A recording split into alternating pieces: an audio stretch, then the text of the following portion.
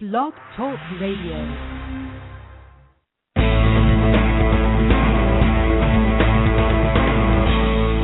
Welcome to Sex, Lies, and Consciousness with your luscious hostess, May Vu, broadcasting live every Monday at 12 noon Pacific Time.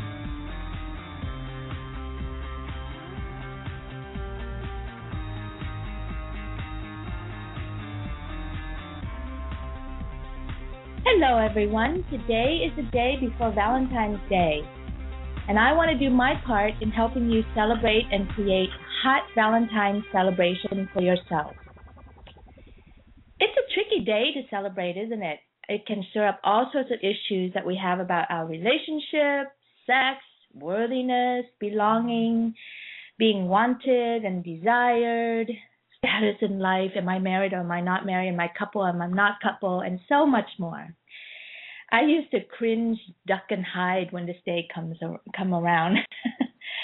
And so today, to entertain and get you in the mood, I put a call out on Facebook for eroticas and sex stories from my friends. And holy cow, I didn't know it, but I had so many talented writers out there. And just like me, by day, these are life coaches.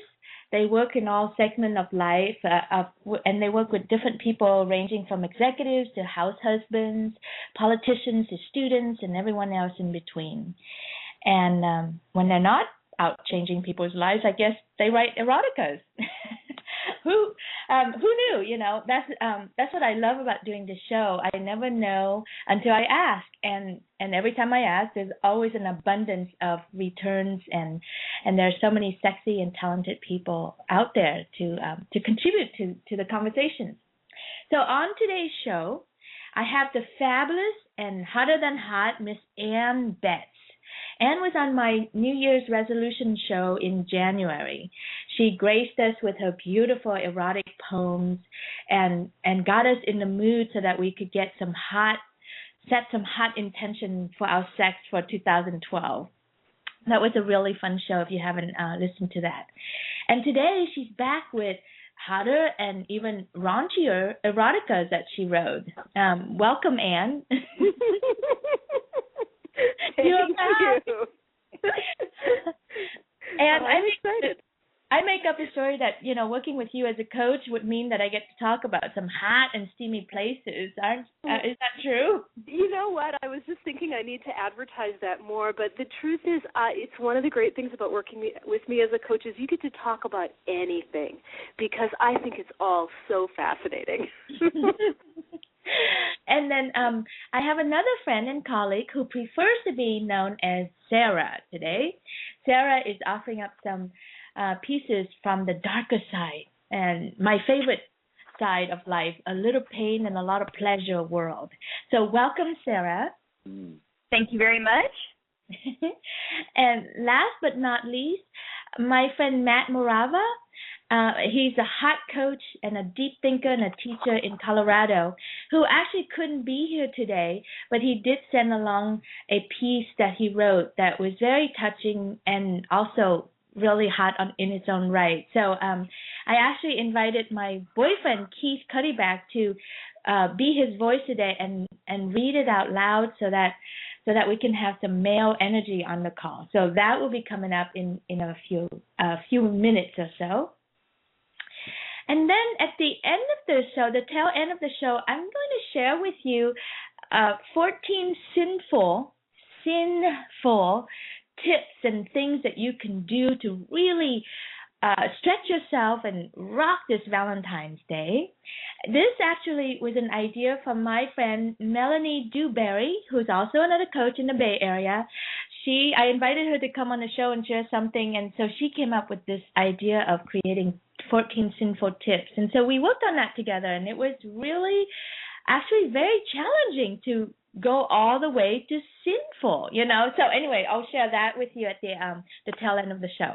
So let's get into this conversation. So Ann and Sarah, share a little bit about yourself and in related to this topic, you know, like how did you get to writing eroticas and sex stories?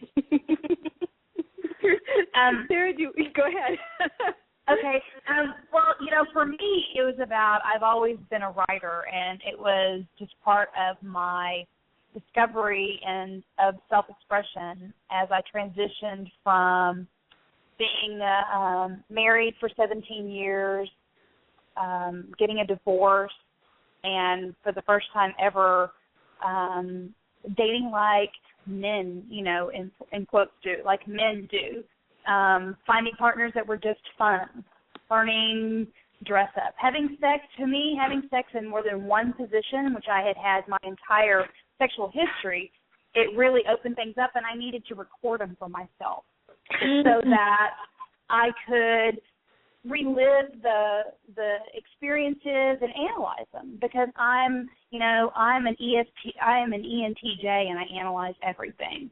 And so it's a great way for me to step back, put my logical side on hold, allow myself to kind of explore the emotional side of it, and go back and look at how I've grown and changed my perspective on what I consider normal. And now I know that as long as people involved are consensual, it's normal. Yeah. Oh, that's so great. So great. I have a similar background. I was married for 18 years, and then my whole sexual revolution just happened and all that stuff. And I actually did write a few pieces, and it was really challenging. I mean, it's one thing to live it and to live it openly and consciously, and then it's another to really put pen to paper and craft it and really see my sex on paper, words. And I was like, did I really write that? Could I really have said that? That's really hard. That's great.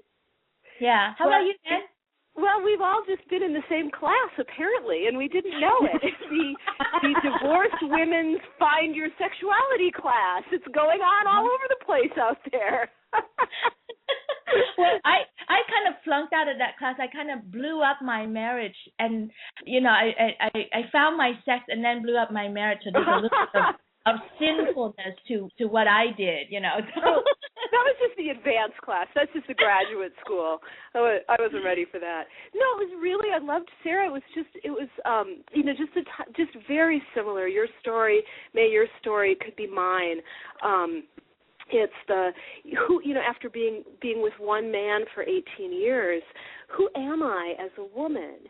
And I had lost a lot of my mojo, that movie Stella Gets Her Groove Back. Well, I'd really lost my groove in my marriage, and, was sort of feeling like that part of my life was over. Wow. And got out of it, the energy sort of released, and I realized, holy shit, I'm like a volcano. Hang on, I didn't know that. And so I needed to, I love how you say it's kind of date like a man does. Go explore, just have fun. Be, loving and caring, but not be looking for the commitment. And the writing became, the writing for me is my way to understand and integrate and to make sense of it all.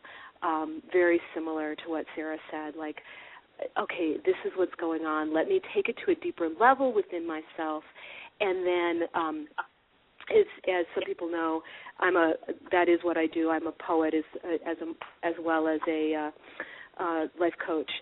So it's become a huge part of my identity, but it really actually came out of my sexual exploration. Oh, and, guys, we're going to have to do another show on women who broke the mold or something, Exactly. So, bad middle-aged women who are really good. Bad, naughty, dirty. Why is it every time I say that, I always have an English accent that comes out? It just gets dirtier. Anyway, so let's not keep our audience waiting too long on these beautiful erotica. So we'll just read a piece and then chat about it, and then read another piece and chat about it, and then see what will come out of this. All right? Sounds great. So just to warm everyone up, I'm going to have Keith read the piece from Matt Morava. This is actually a true story in Matt's life. This is when he was, speaking of marriage, this was when he was married, and he wrote this piece, and it's just so sweet and wonderful, and at the same time a little naughty and dirty, So I wanted to warm us up with this piece. So Keith, take it away, honey. Thanks, May. As you said, this is a true story, and it's titled New Traditions. So this is what happened to Matt. This is what he wrote. I hated Thanksgiving until I met my wife. She loves Thanksgiving. She's an amazing cook and goes all out on this holiday. When we first started dating, we'd go to her parents' house or mine, but as time progressed, we started making our own traditions. The best Thanksgiving I ever had in my life was when we moved into a small apartment after college and had a Thanksgiving for just the two of us. This was a full-blown spread. I'm talking a 12-pound bird, gravy, mashed potatoes, 2 kinds of cranberries, green bean casserole, and pumpkin pie. Well, what made it amazing, though, was at some point, while the bird was cooking, we made love in front of the oven. I pulled a high-back chair into the kitchen, and as I sat down, she opened my robe, slid off her sweats, and straddled me. Oh, wait, Back honey. then, Wait. yeah. Hold on. Sorry about that. I muted us accidentally right at that perfect spot. Could you go back a little bit right after the 12-pound turkey? Sure. We're losing some continuity here, but let's see. Okay, this is about the full spread, the 12-pound turkey, the gravy and mashed potatoes, 2 kinds of cranberries, the green bean casserole, and finishing off with a big pumpkin pie. Well, what made this whole feast so amazing was at some point, while the bird was cooking, we made love right in front of the oven. I pulled a high-backed chair into the kitchen, and as I sat down, she opened my robe, slid off her sweats, and straddled me. Back then, being poor and conserving money, I'm sure it was the warmest place in the house anyway. But we slowly made love right there in the kitchen. It was tender, loving, and full of thanks. I think it provided a blessing over the entire meal, and I proposed then and there that this become our yearly tradition. Isn't that so? That's so sweet. Very nice and tender. Thank you, Keith, for reading it, and thank you, Matt, for writing it and sending it in. It just, I will never think of Thanksgiving the same way again. I think there's some new traditions that are going to be forming here. And why limit it to Thanksgiving? I know. Well, I'm hoping that we set some new tradition for Valentine's Day. Yeah, that's a really good we'll question. What kind of tradition could you set? I love that. Yeah. I remember when I first read that piece, when he sent it over, I was just so moved by that. It's so down home wholesome, if you could say that. What did it stir up for you guys? Well, one of the things for me, it was about really seizing that moment with your lover before the onslaught of all your relatives, to have that, like, almost that last connection of intimacy, just the two of you, before, anyone else comes in. It's that stolen moment, and then all through dinner you have this secret. Everyone's in your dining room eating, and yet you have this secret that is shared between the lovers of what happened earlier that day, just a few feet away. Yeah, that's. I hadn't thought about that secret there, Sarah, but that's a great point that you brought up. Because lovers should always have those secrets that they can share with a glance. Well, and it makes me think of, Sarah, what I think of in the, what I sort of like the healthy life circle, which is, putting your energy to yourself and making sure that you're whole, and then putting your energy to your most important relationship and feeding and nourishing that, and then, stretching out from there. And that's often what people do it in reverse. They give their energy to their work or their family before feeding themselves, or this really, really key relationship from where you get sourced and from where you can do everything for everybody else. So I love that you said that about Matt's piece, because that's what it kind of made me think of. Yeah. And, Awesome. speaking of divorced women, right? I mean, there were so many times I think I look back and I'm like, gosh, I put work first, I put duties first, I put children first instead of putting sexiness first. Yeah. And like I don't have time and space. I mean, I still do that, even though I'm much more open. But still, it's just like, why is it that I do that first? Why not just fuck in front of the oven? Exactly. My priority. It makes me think of something one of my clients told me at one point. It was she actually spent some time talking to her son. It was different than this. But we were reflecting on that, she didn't bake the cookies that day for Christmas, but she talked with her son, and we were reflecting on that's what he'll remember. Who cares if the cranberries were good or not? You're going to remember fucking in front of the stove for the rest of your life. That's right. So speaking of that, Anne, why not unleash your piece on them, honey? Okay, let's see. What do you want? What level of spice would you like? Let's pretend we're at the Thai restaurant. I want that full piece. We have time. It's just the beginning of the show. Why don't you just No, I'm not going there quite yet. How about my piece on? I know. I'll give you my one on tantric phone sex. Okay, she's teasing us, everyone. This is what makes Anne hot. You're not getting the whole thing quite yet. I'll give you my piece on. This is a fun one.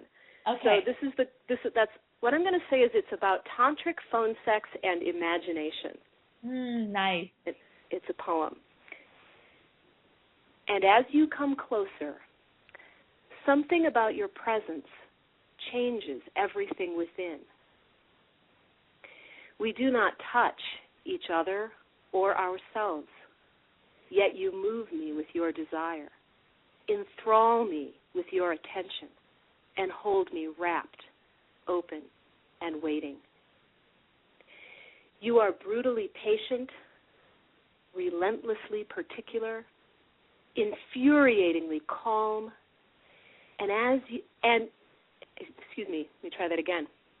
infuriatingly calm as you have me breathe myself to a fever of excitement. You show me the passion of the here and now, although where that is no one can say, some space we've found beyond time zones or distance. I open to your caress as fully as if it truly were upon me. Warm hands molding breasts, tongue exploring salty corners. You are tasting me, turning me, and inside me. There is no loneliness in the night.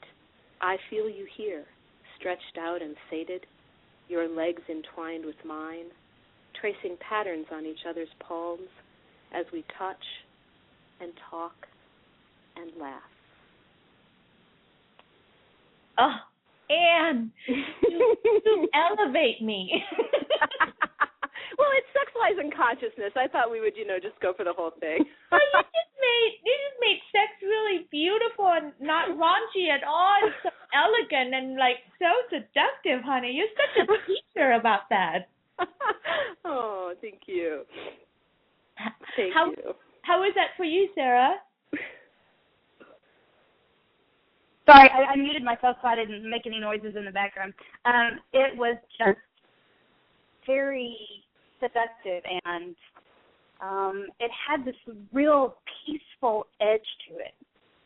The kind of peace that only comes, it's like the lovers have known each other for a long time. And it was that intimacy of connection across, she said it was a phone to be able to stay connected when you're not physically together. And so to me, that gave a whole level of intimacy to the undercurrent. Well, I had forgotten all about that. That was phone sex. I felt like they were in the room together. Isn't that amazing? Exactly.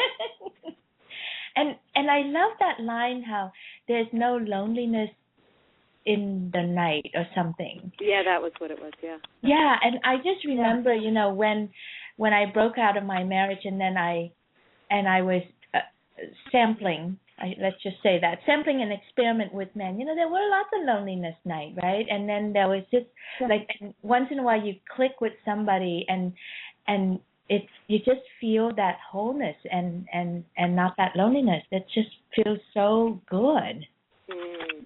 The thing that I find so fascinating about this all is how it doesn't. I think I came out of the paradigm before I was married, and then when I was married, that if I'm going to have a sexual relationship, what's the agreement here? What's the bargain? What does this mean between us? And what I've been able to explore as a sort of a more fully fledged adult is that I can have tremendous love and intimacy and healing with another human being, and also hold it very lightly and let them go. Because it's not always right for anything more than that. But it can be so right for that at a particular moment in your life.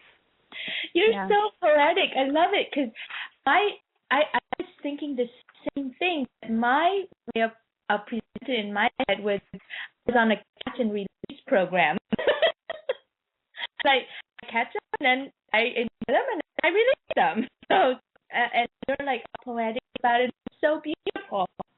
Oh, thank you. Somebody's breaking up a little bit. I hope it's not me. I may need to switch to another phone. You sound good. Sarah's phone sound a little challenging, I think. I keep muting myself so that I don't have any break-ins. Or am I good now? You're good. Yeah. So, are you ready to read?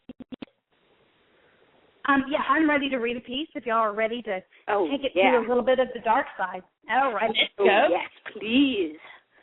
Okay. This is entitled Wicked.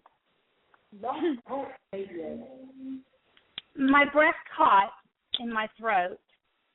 Please don't, I hoarsely whispered as air seeped out of my lungs, the words carrying the air out of my dry... Take it to a little bit of the dark side. All right. Yes, please. Hello? Okay. This is entitled Wicked. Is somebody listening to the show? Let me just...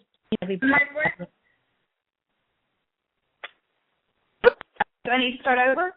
Yeah, do that again, honey. It's just too hot to be it like that. Okay. The title of this piece is Wicked. My breath caught in my throat. Please don't, I hoarsely whispered as air seeped out of my lungs, the words carrying from my dry throat across my lips. Please. Then pain subsided as he held himself perfectly still for a brief moment. I got a deep breath, and his left hand caressed the small of my back. Please, I said, this time louder. He gently touched me again. Please don't stop. His hand slid from the small of my back to that soft curve to where my hip began. Whack. The full length of the leather paddle held in his right hand made contact with my right butt cheek. Slap was harder than the previous one, and tears welled up in my eyes. Before I could say a word or allow the air to seep out, his arm raised again, and the leather came in contact with the tender skin within inches of the last strike. I wanted to ask him to stop. I wanted to tell him that I couldn't take it. But before I could speak, I felt wetness. One lone tear had escaped my left eye, seeped beneath my lashes, and slid across my cheeks. Simultaneously, I felt wetness between my legs. I wanted him to do it again. By some instinct, he seemed to know that something was going on in my head. He leaned over me, and I felt his breath against my neck as he whispered into my ear. Tell me, baby. Tell me what you want. His hand slid from my shoulder to the tender spot that was my ass. He gently rubbed the spot where previously the paddle had struck. Please, I eked out as my breath paused between my lungs and my lips. I closed my eyes and struggled to gain control. I could hear the verge of a chuckle in his voice as he said, please, what? There had been enough of a delay now between the last slap of the paddle to his question that I began to become embarrassed. I buried my face into the bed, allowing the feel of the soft cotton to caress my face. "Tell me," he urged at once. His hand slid to the space to where my hip began. I decided at that moment that I needed to remain true to my desire to push my boundaries. So I spoke up. "Please don't stop yet." I felt his hard cock against my thigh as the paddle this time grazed my left butt cheek and in quick succession grazed the right. Then his hand caressed my ass before dipping lower and probing a single finger into the wetness of my pussy. I gasped as the shock of electricity flowed from that touch. "Oh, please." His cock poised in place a moment as I felt it nudge the lips of my now swollen pussy. Thwack! On the right butt cheek again. And that's that. The end. Oh.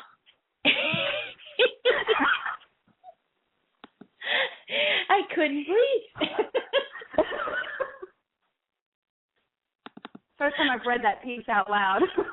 Oh my God, you're so brave. I love it. Holy smoke. Well, let's start with you, Sarah. How was it to read that piece out loud? I'm pretty sure that was a real piece, yeah? Yeah, it was a real piece. It was a real event. It was the very first time my former partner and I went from hand to paddle, beyond a little bit of playfulness to a real paddle. Right. And it was just like stepping back and remembering all of that and how exciting it was to really stretch myself. Yeah. But yet how scary it was to put yourself in the hands of someone wielding a paddle. Yep. Now the show is about hot divorced woman discovering about BDSM.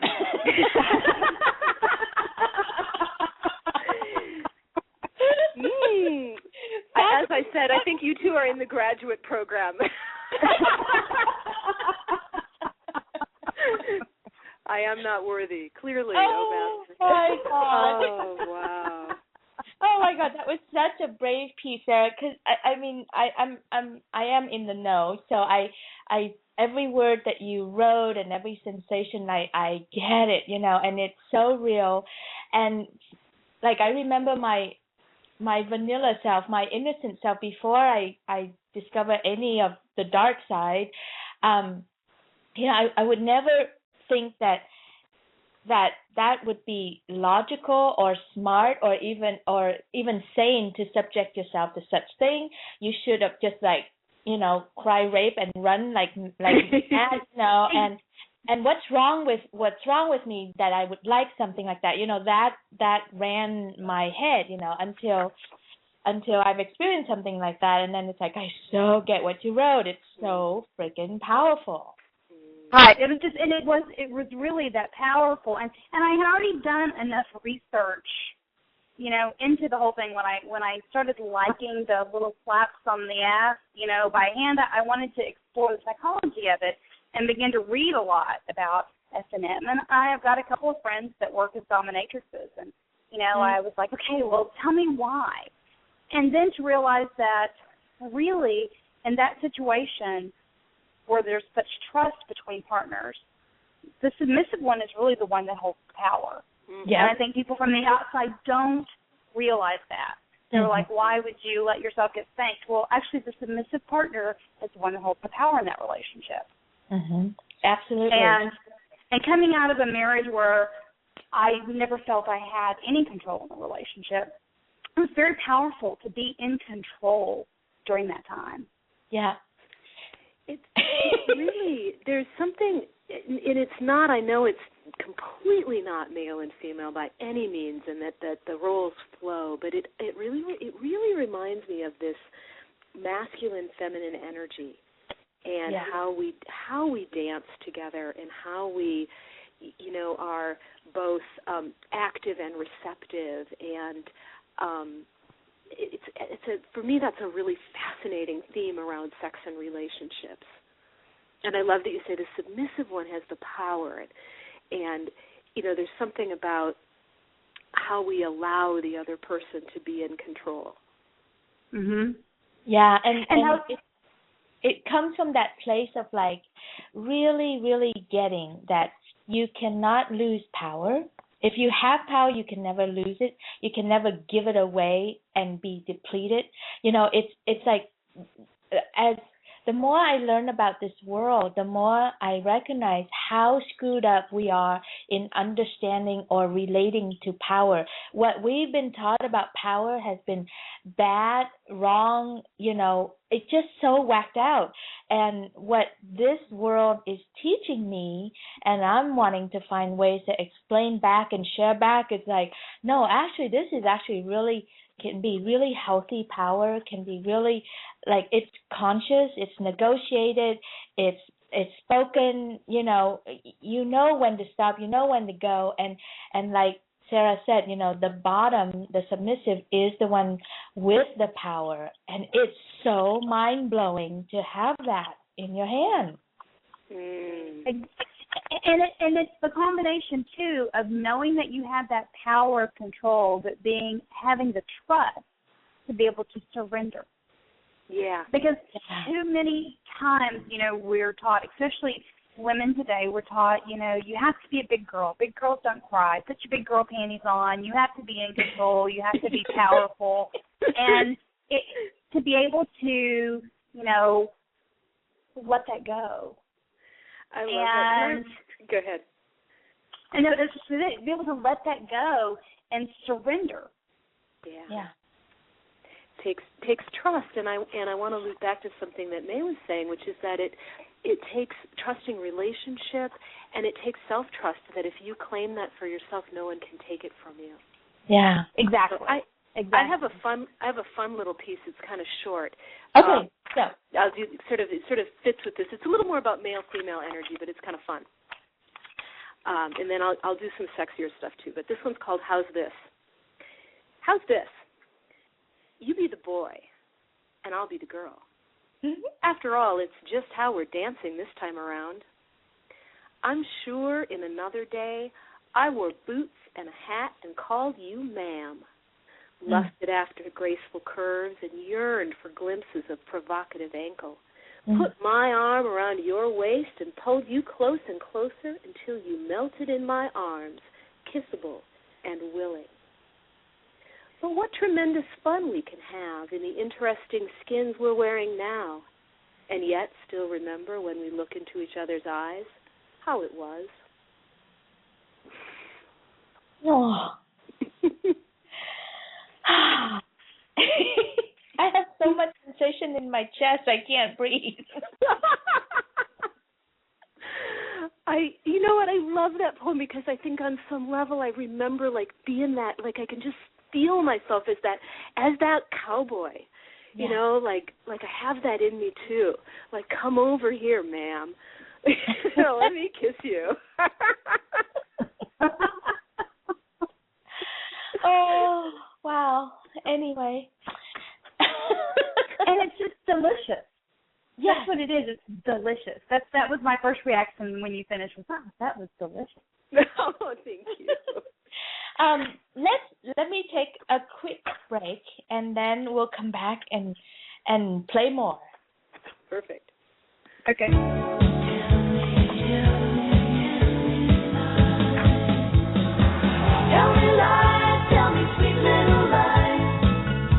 May is always looking for new angles on sex and lies to raise our consciousness. If you have ideas for a show, please contact her at may@mayvucoach.com. That's MAI@MAIVUcoach.com. Or go to her page on Facebook, Sex, Lies, and Consciousness. While there, please like her page and add your suggestions. Tell me lies, tell me sweet little lies.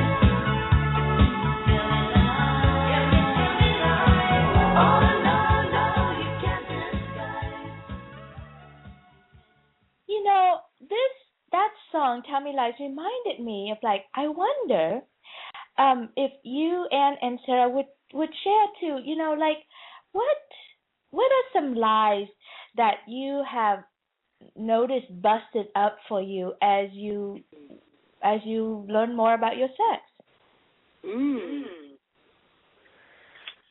How about good girls don't? What was that about good girls? Good girls don't. I mean, that was, that was like how I was brought up. Good girls don't. Good girls don't have sex outside of marriage. Good girls don't experiment. Good girls don't kiss other girls. Good girls don't say pussy. Good girls don't say those words. Say what they want. Good girls don't write eroticas. Oh, yeah. One of the big ones that got busted up for me has been really interesting, which is that I had I was 45, I think, when I got divorced. I'm 48 now. Yesterday was my birthday. Oh, happy birthday, honey. Thank you. What a great way to celebrate. And I had this thing about, kind of stick to your own age, or, like I had this myth in my head that said, kind of like the fun days were over, or men, you know what it was? It was men only want 23-year-olds. That's what the lie was. Mm-hmm. Took me a while to kind of get to what it was. And what was really fascinating for me is I never really had a thing for younger men or women, like a thing, like that's my thing, I'm a cougar, I really love these younger guys. But what I found was that younger guys were hitting on me. And I was just, at first I would just look at them and go, like, really? Seriously? Do you see the crow's feet? Like, these boobs do not stand up anymore. But what I learned was what was sexy. And I learned, like, men told me so many cool things, some of which were probably lies because they wanted to sleep with me, but I took them anyway. But what I learned was sexy was a confident woman who knows how to say what she wants and knows how to just express that she's feeling pleasure, and that was actually way sexier than a perfect body, and a perfect face and all that. For some men, maybe not for all of them, but certainly enough to keep me busy. Yeah. Wow. Yeah. It still is hard for me to get that. And I went from one man to 30-something men in 3 years, and that's the one thing that really did educate me and broke my life. Was men were so much more accepting of my body and me as is versus what I do to myself. Yeah, well said. Yeah, exactly. It's like talk about a lesson of unconditional acceptance. I think men hold that for us, and I think we're just so misinformed about men. Well, I sure found that it really, it's really, and other women who've done the online thing and things like that, which I've gotten quite adept at, will agree. It's just really not hard to have sex if you're a woman. It's really just not that difficult. I mean, I feel sorry for guys because they have to work a lot harder at it. But really, all I have to do is sort of stick my toe out the door, and there's lots of guys that are, cute, hot, wonderful guys who are very interested in having sex with me. Oh, yeah. Oh, okay, I'll tell a story. I'm not going to read one, but I'll tell a story. Speaking of that, when I was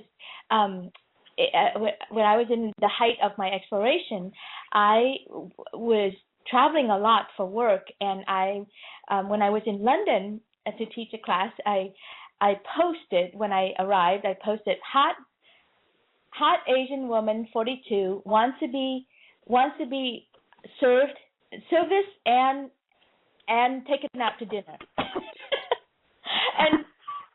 and it was so much fun because I got so many responses from the men on Craigslist, and I got to pick and choose, and I got to say, no, that's too much. I don't feel like that right now. I only want to put out this much kind of thing. And it was just so amazingly lovely. And these guys, I ended up choosing this one man who happened to be an American in London, and he was just amazing, and he taught me so much just from that little play that we were together. But what was really cool was I rejected another man because he was offering like really tie me up and all that stuff, and I was just like, oh, that's just too much right now, and I said no, and he was so English and so gentlemanly. I loved it. He's like, well, may I take you out to dinner anyway? And I said yes. And so we went out to this beautiful restaurant, and I got to interview him about sex and about his life and about how open London was and all this stuff, And then he walked me back to my hotel, and he just like received a peck on the cheek, and that was it. It was so sweet and so beautiful, and really, it's just amazing how we do hold the cards, and when we're free with our sex and we know our boundaries and we know what we want, we can create amazing experiences for both sides. And he was just so delighted to meet me. It was just wonderful. It's an awesome story. I love that. I just love that. Yeah. You won't tie me up. Can I take you out to dinner? That's too much, but I'll take a dinner. That's lovely. And, no one felt manipulated or controlled or, it was just like I buzzed through all sorts of old stuff around that. Anyway. Right. Well, we have time for maybe your big story, Anne. If you want the big story, I'll try to cut it down. This was a fantasy. I'm looking for it here. I'll just talk while I'm trying to find it among my papers. Okay, so this was a fantasy, and nobody's ever made it come true, but, here I am on the radio. And it was through...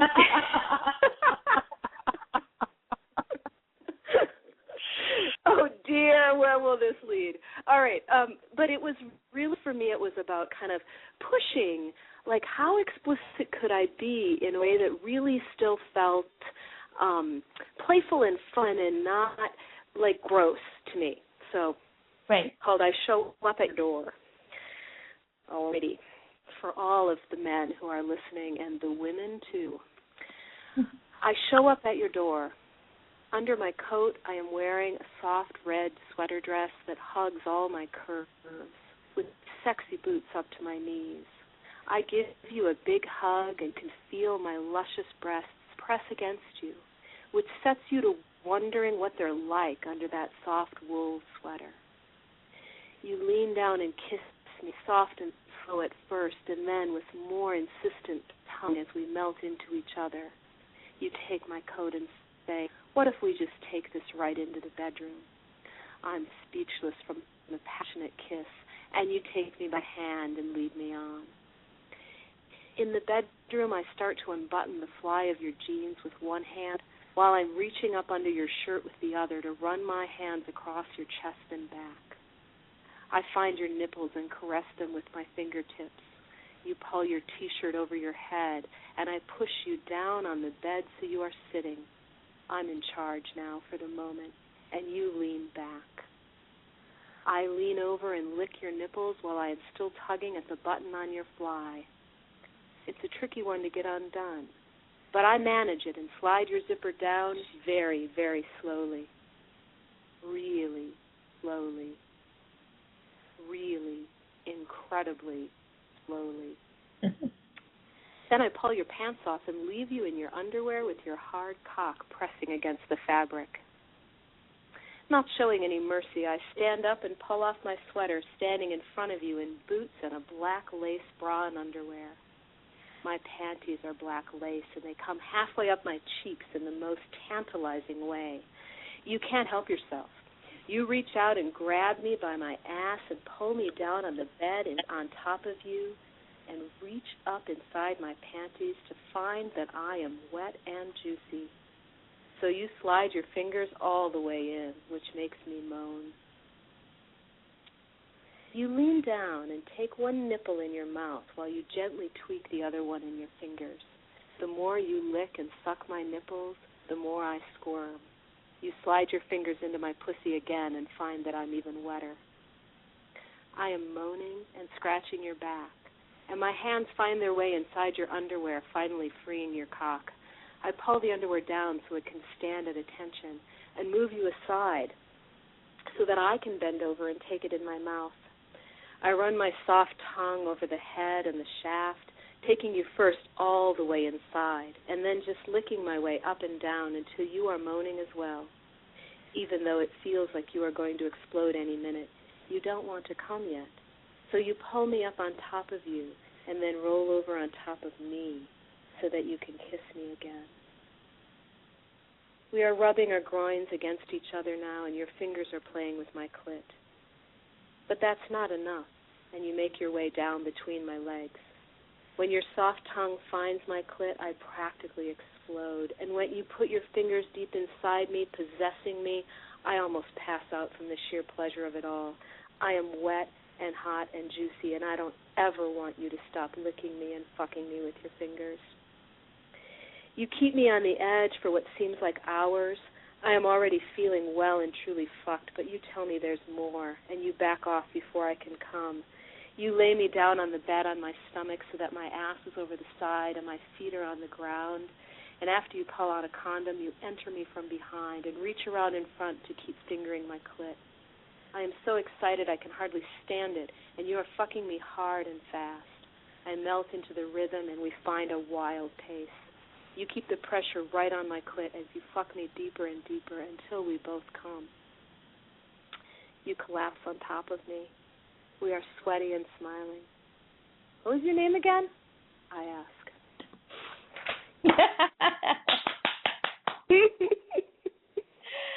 Oh, again, I can't breathe.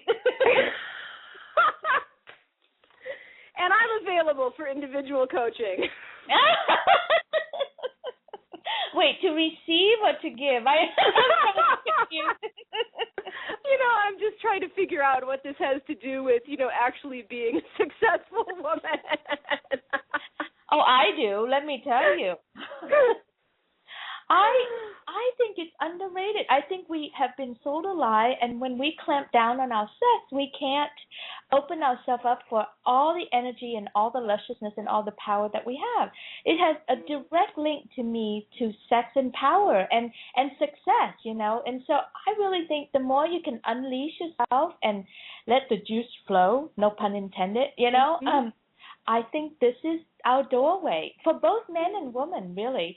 But I think we just got this robbed away from us, and we don't really know how to work with it. Well said. Yeah, I love that. Any comments from you, Sarah? Any reaction on Anne's piece? You have to unmute yourself again.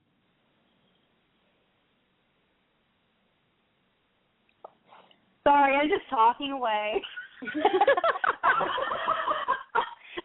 No, because where the other pieces I felt the familiarity, the feel was very, I don't know you very well, and but I'm willing to just give myself over to you and explore, and I loved that. It reminded me, of those first, few times after first getting divorced, of meeting someone and, you know what, I've had a nice drink with you. It's worth going back to your place and playing around. And maybe if it's good, we'll see each other again. But if not, let's walk away. Yeah. The Cat Please program. That's very much the energy. It was interesting as I was reading it. I was thinking, wow, this is really pretty straight sex in here. And so, but it is for me. It really was about this. Just kind of it's a way to get to know somebody, I guess. Right. I read this funny thing once, if you're into astrology, and it said it was a book called Love on a Rotten Day, and it's sort of a sexual romp through all of the different signs. And I'm an Aquarius, and they said Aquarians think having sex is a perfectly good way to say hello. Hey. I'm a Libra. I think the same way, too. I just have always loved that line. You can have that too. We'll extend it to Libras. Yes, only Aquarians and Libras.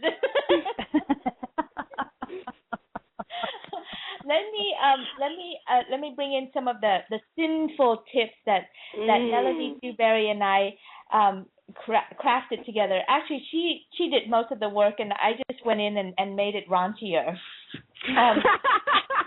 Raunchier than Melanie. I know Melanie, and that's got to be pretty good. Well, so first I have to just share my experience doing this because, it's not easy creating sinful tips. I can create erotic tips and all this stuff, but to take it all the way to sinful, watch this. This is really quite interesting. It was a learning stretch for me. So the first one is, woman, purchase and wear something nasty, hot, and tell someone what you've got on. Describe it in great detail. Be sure to include how it makes you feel. So that was her version, right? And then I'm like, well, that feels erotic, but it's not sinful yet. And so I added, well, text it to them, and then to make it really sinful, text it to the wrong people.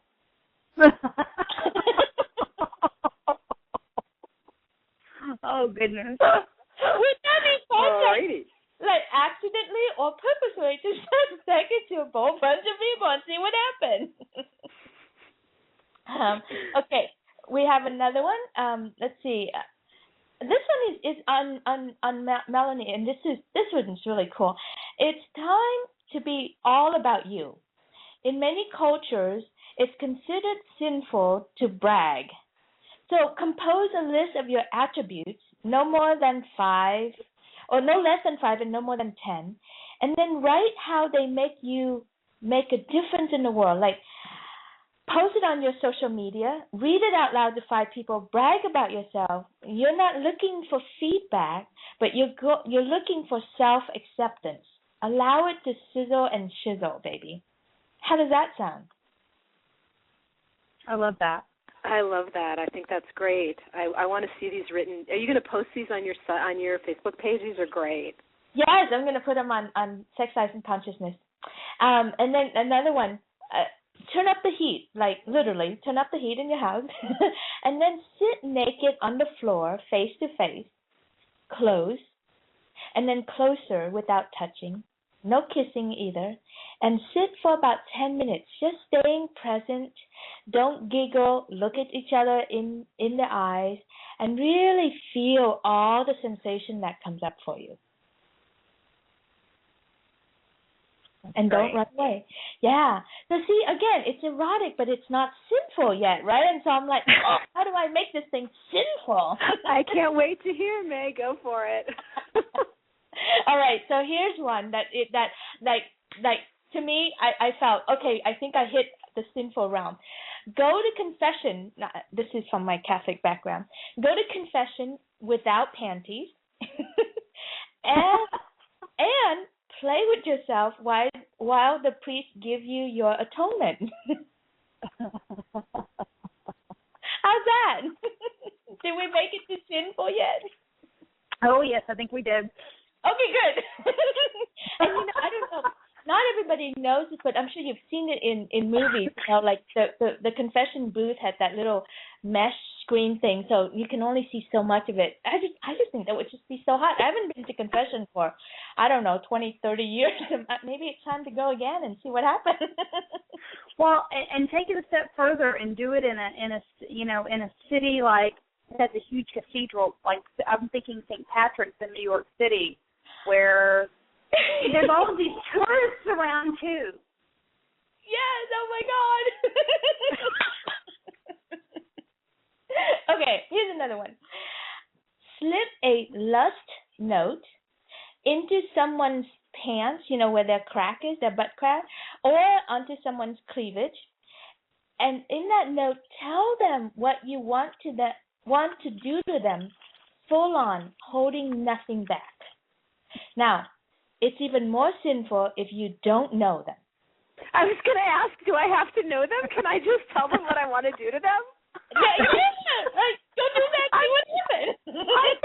I actually think you should just write up a whole bunch of generic ones of like things you like to do, and then just go to a bar. Or the subway. I think that would be really sinful.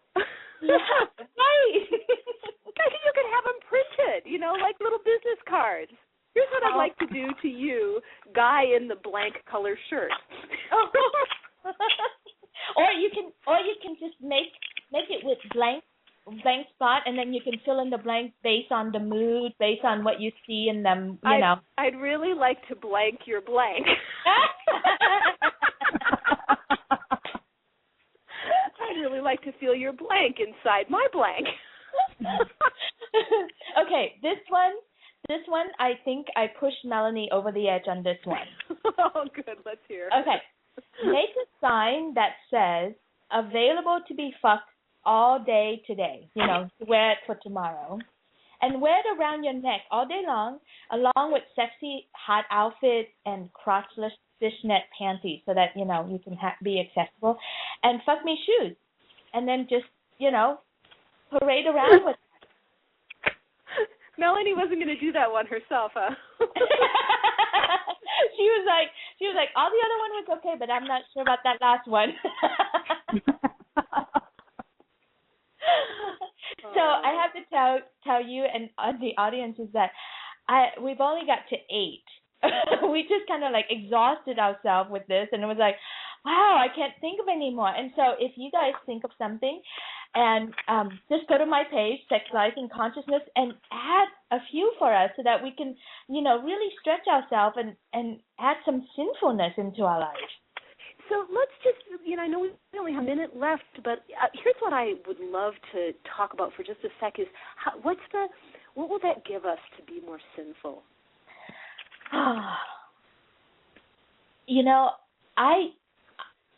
I don't know what it'll give you, but what it gave me when I started doing this was, first of all, I saw where my boundaries and where I limit myself. Like, really, all this stuff that I wrote there was really hard for me to think of, and so I saw how uncreative I am, and most people know me to like be really creative and being out there, but I saw edges that I have not even come close to. That's How great. about you? How about you guys? What do you think? I love where you're pointing with that, and then I think, and we've said this a couple of times, and I think I mostly just want to grab this for myself again, that where I can stretch and explore and be playful and not lose my loving heart, it has this impact in every area of my life. I think finding my sex and my sexuality and claiming that has made me a much better leader and coach and mother and all of that. And I want to grab that as my learning from today. Like, yeah, that's part of the whole thing. May you really said that, and it touched me deeply. Thank you, Anne. And for me, I'm not muted, am I? And that's it. It's about being able to grasp who we really are at our core, and learning that there is no shame with being who we really are. Yeah.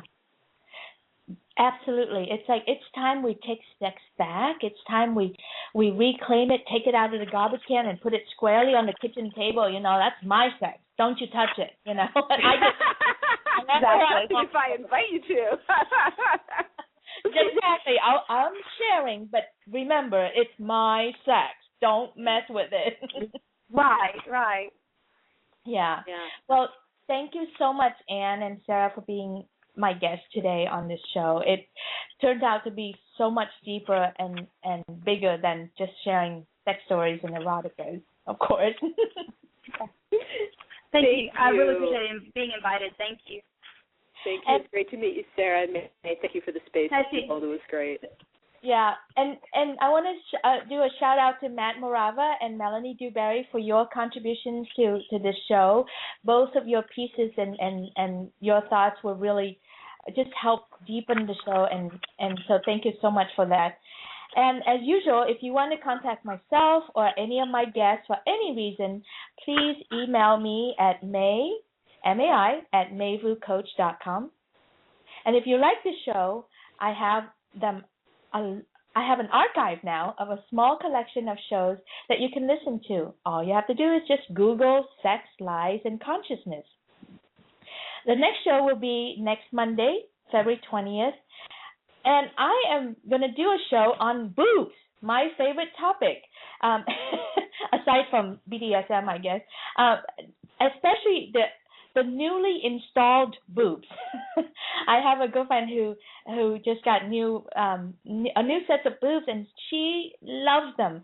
And I want to talk about that.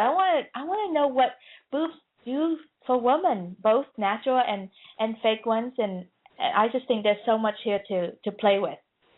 Again, no pun intended. So thank you for listening to my show, Sex, Lies, and Consciousness, the voice of healthy sex. My ultimate goal is to help us get a hold of our sex, own it, play with it, and have power over it. When we unleash our sex, we unleash our power. And this is the doorway to the abundance and the success that we all want. So talk to you guys next time. Namaste. Thank you for listening to Sex, Lies, and Consciousness. You can find May on Facebook by liking her page, Sex, Lies, and Consciousness, or hang out with her on Google+. To find her, type in the URL gplus.to/Mayvu, gplus.to/MAIVU.